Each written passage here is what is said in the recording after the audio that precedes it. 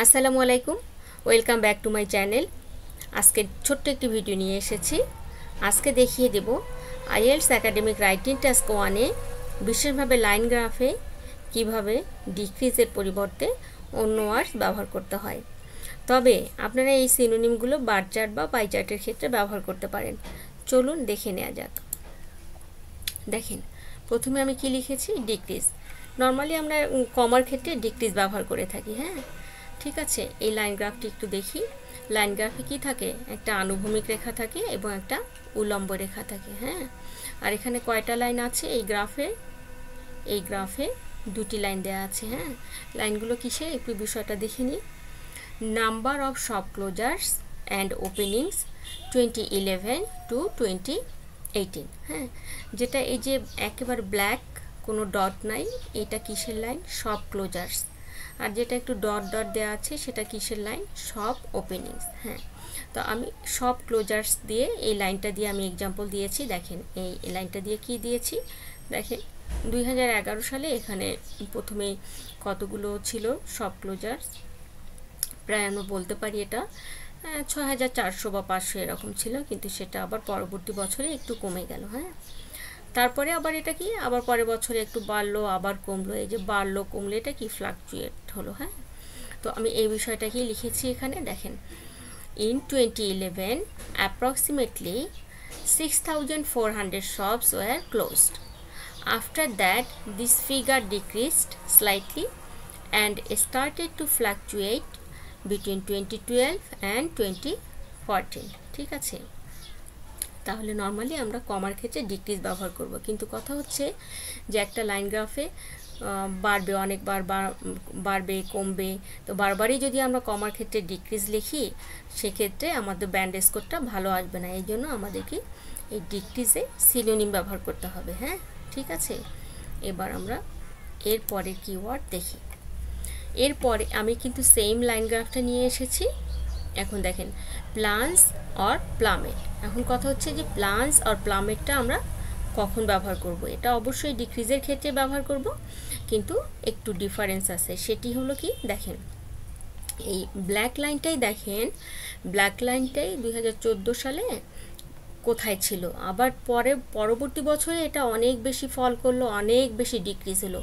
এই যখন অল্প সময়ের মধ্যে অনেক বেশি ডিক্রিজ হবে সেক্ষেত্রে আমরা এই প্লান্টস বা প্লামেট এই ভার্ব দুটো মধ্যে যে কোনো একটি ব্যবহার করতে পারি। হ্যাঁ, ঠিক আছে, আমি সেই জিনিসটাই লিখেছি। দেখেন, the number of shop closures plants are plummeted to about 500 in 2015। আবার একই জিনিসটাকে যে প্লান্টস আর প্লামেটেড, এটা আমি ভার্ব হিসাবে লিখেছি, এটাকে আবার নাউন হিসাবেও লেখা যায়। সেটি কি হবে, the number of shop ক্লোজার্স 2K plants to about 500 in 2015। এই 2K plants, এই প্লান্টসের জায়গায় 2K প্লামেটও দিতে পারেন আপনারা, কিন্তু এই যে 2K plants এটা কিন্তু খুবই সুন্দর একটি কলোকেশন। আপনারা এভাবে লেখার চেষ্টা করবেন। হ্যাঁ, ঠিক আছে। তবে এটা ঠিক যে প্রথমে যেটি দেখালাম ডিক্রিজটাকেও আপনারা নাউন হিসাবে ব্যবহার করতে পারেন। হ্যাঁ, ঠিক আছে। এর পরের ওয়ার্ডটি আমরা একটু দেখি।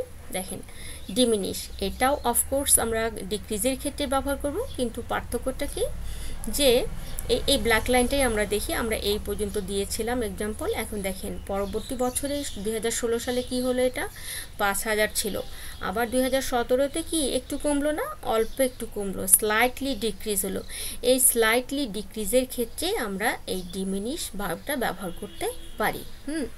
মানে এখানে দেখেন যে 16 সালে 5000 ছিল, 17 সালে প্রায় কমে গেল, প্রায় 5000 হলো, প্রায় না 5000ই বলা যায়, 5000 হলো, আবার পরবর্তী বছরে আবার একটু বাড়লো।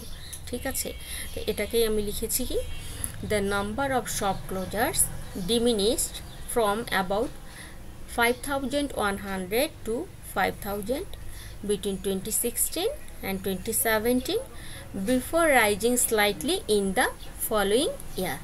ঠিক আছে, মানে পরবর্তী বছরে একটু বাড়ার আগে এটা আবার কি কমেছিল। তাহলে এভাবে মনে রাখবেন ডিমিনিশ ভার্বটা আপনারা কখন ব্যবহার করবেন। এরপরে দেখি আমরা, এরপরে আমি দুটো লিখেছি, ফল অর ড্রপ। এখন আমরা দেখি ফল অর ড্রপটা আমরা কখন ব্যবহার করতে পারি। হ্যাঁ, এবার এই ডট ডট লাইনটা দেখেন, যেটা ডট দেওয়া আছে সেটা কি সব ওপেনিংস। হ্যাঁ, সব ওপেনিংসের লাইন।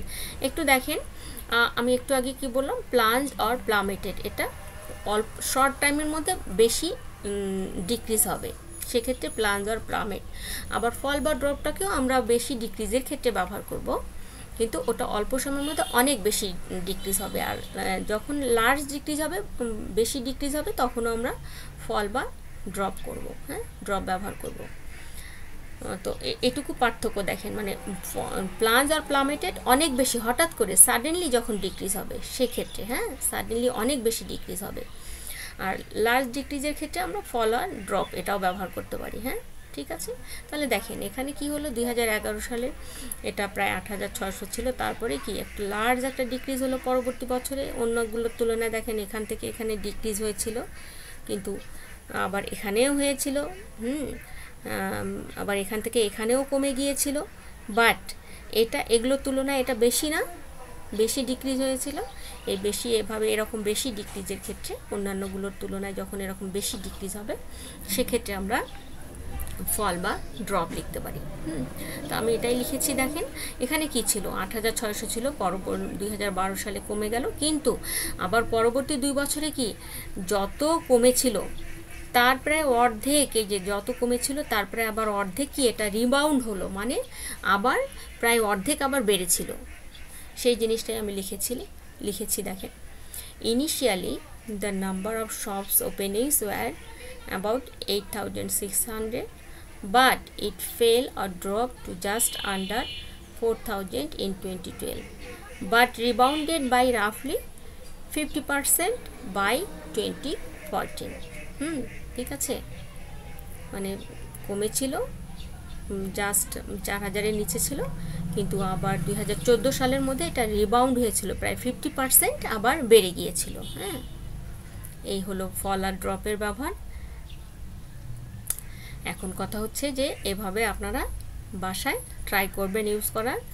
আর আমার ভিডিওটি ভালো লাগলে সবাই লাইক কমেন্ট করবেন এবং সাথে সাথে আমার চ্যানেলটি সাবস্ক্রাইব করবেন। সবাই ভালো থাকবেন, সুস্থ থাকবেন। আল্লাহ হাফেজ।